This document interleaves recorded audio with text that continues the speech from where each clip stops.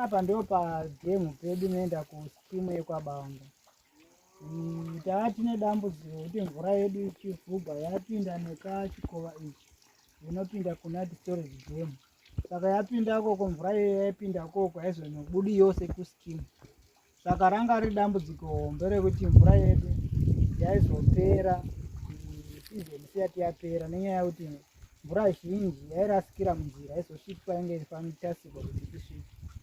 Saka sepu yakatidetsera chaizvo ikeno mvura yabva mudhemu straight yopinda mapipe yovhugwa apo yotoita straight kuirrigation chaiko. Saka hapasina pecharasika. Saka izvi akatidetsera chaizvo zvauchengetedza mvura yedu. Iyi sepu isati yatiitira izvi rari dambudziko ratatinaro guru nenyaya yekuti mvura yedu sezvo yanga isingasviki uko yakawanda semavhurigwa yaitiwavuna. Saka taimire mablock aimirirana. Saka iko zvino tine tarisiro yekuti patairima tichidiridza pabloko taigona kuita 10 days pachidiridza cycle yedu kuti ipere, asi iko zvino cycle inogona kupera ne4 days.